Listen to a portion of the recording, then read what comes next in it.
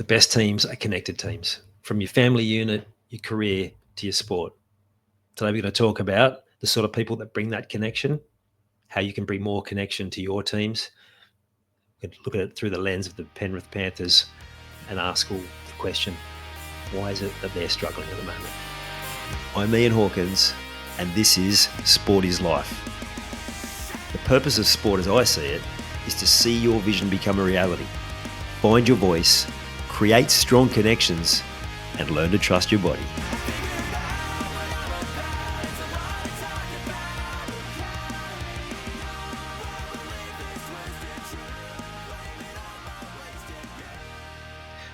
So today we're going to talk about why connection is so important in a team environment, but I want to tell you where the inspiration for this one came from. So what on earth has happened to the Penrith Panthers? This is a team that's made the last 5 grand finals. They've won the last 4 premierships. They're the absolute standard bearers for the last 5 years. Absolutely incredible. They just always seem to find a way. And yet in the last month, watching them, not only they're not winning very much, they're on the bottom of the table, but at times watching them, it looks like it's the first time they've played together.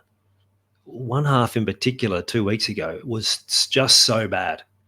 It was almost comical. They couldn't get any fluency whatsoever. So what's happened? Now, yes, they've continued to lose players over that 5-year period, like high quality players that have gone on to be stars at other teams. But at the same time, they've just continued to have this production line of replacing them. Young kids coming through, astute buys from other clubs, and they've done the same again this year. And yes, they've had some injuries, granted that, and they might be weary, like everyone thought, well, can they keep backing up? And they've done it for 4 years. But I want to look at it another way. How connected are they? Now, I want to read you something and this is from the coach himself. So this is in Ivan Cleary's own words from a podcast in 2021. Now, I've paraphrased to tidy up some of the words when he's, how we speak when we go, like I'm doing now. But this is pretty much word for word what he said. Jarome Luai was probably a good example where a couple of years ago, the young guy, Matty Burton in our team, he played in the centres this year. He's gone to the Dogs, as in the Bulldogs. There's probably a big question mark on who should play 5'8" with Nathan. And plenty of people telling me that Matt Burton should. That's probably fair enough, but I always thought Jarome should, because one, the connection they have, and the other thing is Jarome is a connector. He's a guy that he's got to be in the team somewhere, because that's exactly what he does. He bounces around, he's full of energy, he's confident. The great Bill Belichick, Patriots coach in the NFL, says it's not so much about the players you have, but how they fit together. And I've always believed in that. And Jarome is one of those guys. So it's as much about what you're trying to create, but it's also about getting some balance in your team. Different personalities. And that's not just one size fits all. It's a bit of a journey. That's working. That's not, hey, we look better when he's playing, and it's always moving. So that's from the coach.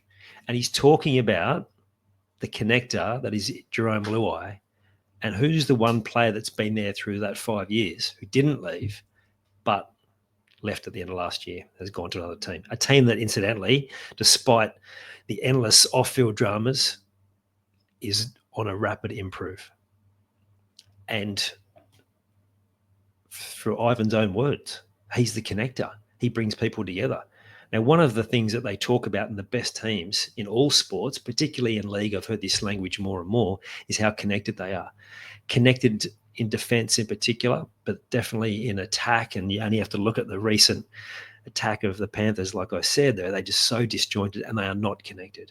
When you are connected in a team, you may have experienced this in corporate, you may have experienced it in a sporting environment, everything just flows.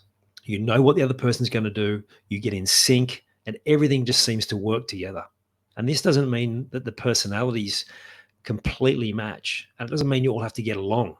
But when there's a connection to a common cause, and you have those important connectors within the group, those people that bring people together, thriving, then that's when you get elite high performance. Now, the interesting thing is that in some of those teams, the connector is the one that sometimes gets up to some mischief. Is the Cam Munsters of the world. Sometimes they can perhaps have a few off-field incidents. They can have a few other things going on. And if coaches don't understand that, they can sort of cast that player to the wayside, but to the detriment of them and the team. And Jarome's, he's got some mischief in him. He's a bit of a scallywag. He rubs some people the wrong way, but he's just true to himself. He's that person that brings people together. So in your teams, wherever that is, the family, career, sport, is the connector. Do the people know who it is? Do they empower that connector? Or do they push them down? Or do they not see their value because they are a bit mischievous? They are sometimes the person in the team that's difficult, or choose your own language around the person that you're thinking of right now, because they might just be the key. They might just be that person. Now, if I look at my team, Para, they've had a player there the last few years who, wholehearted player, gives everything every week. Well, he was always there, but did they always win? No. But the one player that hasn't been there, the connector, and he missed a big chunk of last season, they were going well, first 4 rounds, until he gets injured. He comes back, he plays Origin, absolutely dominates. He's a connector. He's playing with Jarome Luai, another connector. This is Mitch Moses I'm talking about for the uninitiated. And then gets injured, misses the rest of the season, Para fall in a hole. There's no connector. Or there is a connector in the team. They just don't know that they have that skill set, or they're not being valued for it. What they don't know is that you can be a connector off the field injured and still have a huge impact.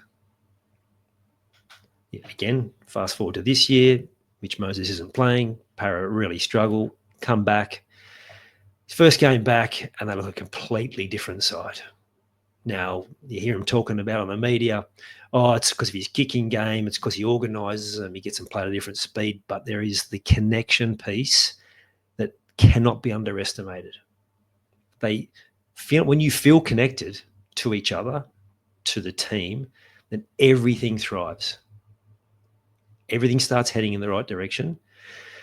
And it's like that connection flows through the team. And I bet you've experienced it somewhere. And it's like, if only I could bottle this. What is going on? You probably haven't quite worked out what it is. Now, I've played with these guys that they're awesome when they're valued for it. I've been that person. I have a level of mischief about me. It's one of the profile tools that I love and I actually still use. And I'll be making sure I include this in my updated version I'm in the process of creating, is that my particular profile, it's a people connector, go figure. One of the key strengths is just a little bit mischievous. Love a good joke, think of things a bit differently. There are some times where I just want to comment on people's posts, but I just think, no, it's probably not. They're not going to see the joke. People don't always get the context in typed or written word. But I often say that. It's got me in trouble at different times, but it's also been a great way of connecting with other people. So take a moment to think about your team situation. Maybe you are that person. Maybe you're a little bit like that. You've got a bit of cheekiness about you. Maybe you know how to connect to people. Maybe you've done that for a long time, but then you didn't get appreciated for it. The well's run dry. You just got no more. No, you have got no more to give in that space. I remember I used to organise all my friends. We'd go to the cricket, we'd do all these different things, concerts, so on, and I'd always be the person that gather the money, get the tickets, all these different things, and I just felt overworked and underappreciated. So I said, I'm not doing that anymore. And also running around trying to get people to they say they want to come, they're not paying, like chasing people up. You're just like, I can't keep doing this. So I stopped doing it for a long time. Stepped away from it. Now, what I should have had was boundaries, but instead I just walked away altogether. And one of the great skills that I bring to any environment, I just stopped bringing it. So I'm making sure that's now back a priority. Well, I have made sure since last 8-9 years in all environments, because I know that's where my skill set is. It's bringing people together. So if you're that person, back yourself. Value what you bring to the table. Be that connector. Lift that person up that you know needs it. Maybe sometimes call that person out that needs to be called out. A bit of accountability. Kindly, in a connected way, in a way that's going to be received well. And if you've got one of these people on your team, start trying to have a look, how can you unlock more of their ability to bring people together? What are they missing? What need are they not having met? Are they not feeling connected? Are they continually in a space where they're underappreciated, that sometimes that sort of character has also got an emotional reaction in them? Are they reacting emotionally at times? And so they're feeling like they're always in trouble, but instead of using that emotion, channeling that emotion and helping them lift everyone else up. I'd love to hear your thoughts on this. Are you that sort of person? Have you got one of those in your team? Do you have any questions? Let's make this as interactive as possible.